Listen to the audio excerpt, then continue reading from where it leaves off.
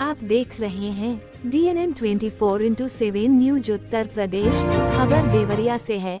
अखिल भारतीय कुर्मी क्षत्रिय महासभा ने भारत की एकता और अखंडता के प्रतीक, आधुनिक भारत के शिल्पकार, महान स्वतंत्रता सेनानी, भारत रत्न लौह पुरुष सरदार वल्लभ भाई पटेल की 150वीं जयंती बड़ी ही धूमधाम और हर्षोल्लास के साथ नगर पंचायत बरियारपुर के वार्ड नंबर 13 पटेल नगर में मनाया।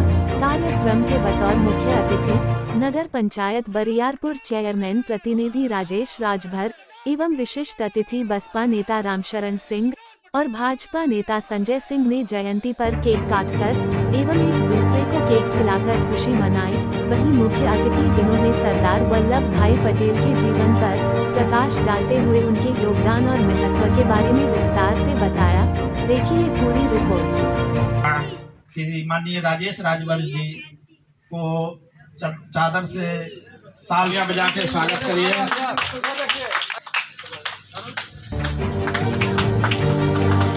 ये आप लोग का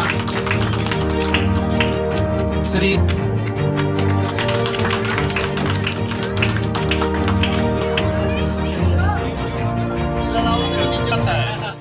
मोदी जी बोल रहे हैं कि बिना बुद्ध के देश नहीं चलेगा।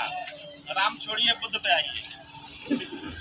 लोग पीछे जो खड़े साथी हैं, सरदार वल्लभ भाई पटेल का एंजॉय करना है, दुर्गा माई का पूजा नहीं करना, एंजॉय करना है। समुद्र के कमलवत चरणों में श्रद्धा का फूल चढ़ा करके नमन कार्यक्रम है। जो लोग भाग्य भवानवान सरदार वल्लभ भाई पटेल जी, धन्य है माता लाडला देवी जी और पिता झावर पटेल जी, उनके कोख से पैदा हुए सरदार वल्लभ भाई पटेल जी। कहना है कि धन्य धन्य भाग्य भवानवा तुलिहा लाजनमवा न हो। धन्य धन्य भाग्य भवानवा तुलिहा लाजनमवा न हो। ललना लाल भैले हो, ललना लाल भैले कुलवा में दीपक भारत के रतनवा हो। ललना लाल भैले कुलवा में दीपक भारत के रतनवा। सारे रियासतों को अंग्रेजों के खिलाफ और सामाजिक न्याय की बात कोई नहीं कहा। गैर बराबरी समाप्त हो, इस देश में भाईचारा हो, आदमी इसके लिए काम किया। आज लौह पुरुष सरदार वल्लभ भाई पटेल जी की जयंती है। हम दुखियारी लोग जयंती मना रहे हैं और उस पर प्रकाश डाल रहे हैं कि हमारे लौह पुरुष ने क्या किया इस देश में, तो उन्होंने क्या किया, उनकी जीवनी क्या है, वही हम अपने जो पढ़े लिखे बच्चे हैं उनके अंदर डालना चाहते हैं, ताकि इस देश में जो हजारों वर्षों की बिगड़ी बात है कैसे बने, इसी चीज़ को हम लोग बनाने आए हैं। और आज दीपावली का अवसर है। दीपावली के अवसर पे भी हम नगर पंचायत की तरफ से हम आप सभी साथियों को हार्दिक बधाई और ढेर सारे शुभकामना देते हैं। और मैं कहना चाहता हूँ, हमारे सरदार वल्लभ भाई पटेल जी ने बहुत लड़ाई लड़ा। 1875 में उनका जन्म हुआ और जन्म के बाद वो वकालत जरूर कर लिए, वकालत कर रहे थे। उसी दरमियान तमाम लड़ाइयाँ यह देश अंग्रेजों की गुलामी से करा रहा था। उसी समय इन्होंने महात्मा गांधी जी के साथ मिलकर के लड़ाई लड़ा।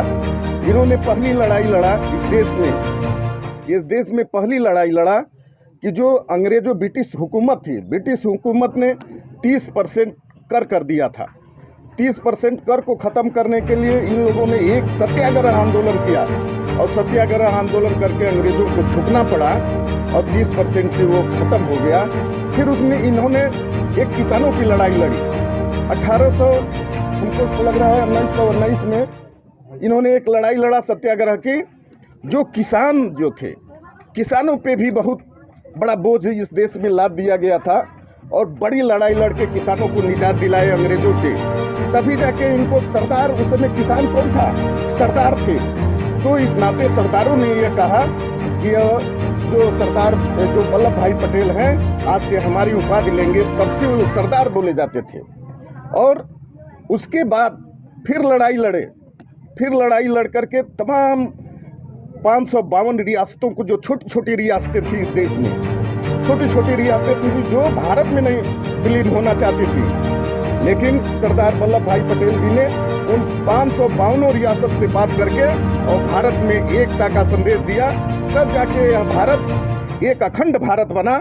और ज्यों ही अखंड भारत बना तो महात्मा गांधी जी ने इन्हें लौह पुरुष कहा कि ये सरदार वल्लभ भाई पटेल ये लौह पुरुष हैं।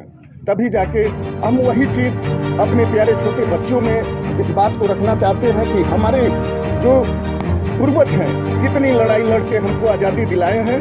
अगर आज़ादी दिलाए हैं तो हम उनसे सीख ले करके हमको अपने इस देश में आगे बढ़ना है, हमको इस देश में देश का हुक्मरान बनना है।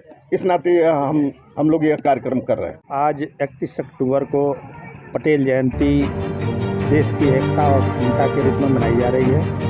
युवाओं को प्रेरणा देने के लिए हम लोग इस जन्मदिन के अवसर पर पटाखा फोड़ के और माननीय चेयरमैन साहब से केक कटवा के हम लोग जयंती मनाए हैं। सरदार पटेल इस देश के लिए बहुत बड़ा काम किए। उन्होंने खेड़ा आंदोलन, बारडोली आंदोलन और संविधान सभा में बाबा साहब अम्बेडकर को प्रवेश करा के अच्छे संविधान की संरचना करवाए।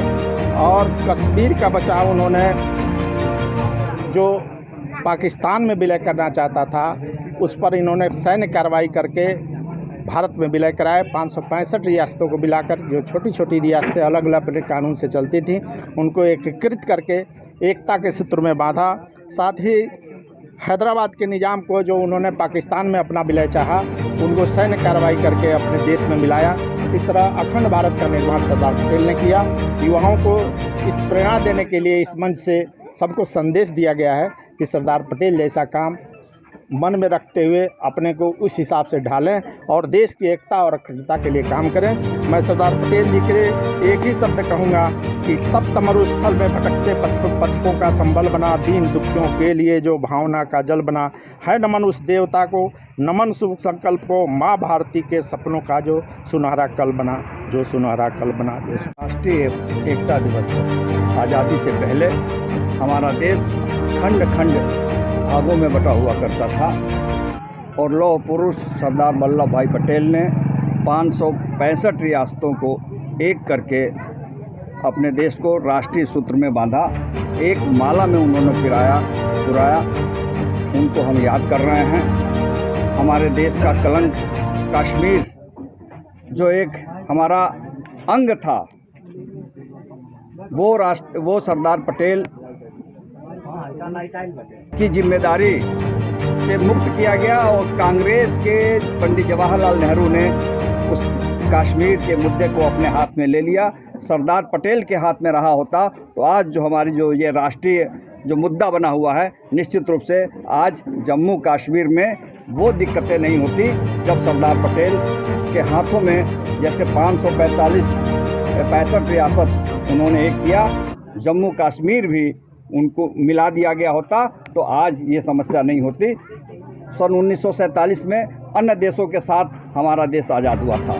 चाइना हमारे 1 साल बाद आज़ाद हुआ है। तमाम देश हमारे आगे पीछे आज़ाद हुए हैं, लेकिन हमारा नेतृत्व सही हाथों में नहीं था। सरदार पटेल जैसे हाथों में होता तो हम भी उनसे आगे होते। निश्चित रूप से हम उनको याद कर रहे हैं। हम राष्ट्रीय एकता दिवस मना रहे हैं और हमारा भविष्य सरदार पटेल को याद करने वाले उन लड़कों के अंदर अगर समाहित होगा तो निश्चित रूप से हमारा राष्ट्र और मजबूत होगा और ऊंचाइयों पर जाएगा।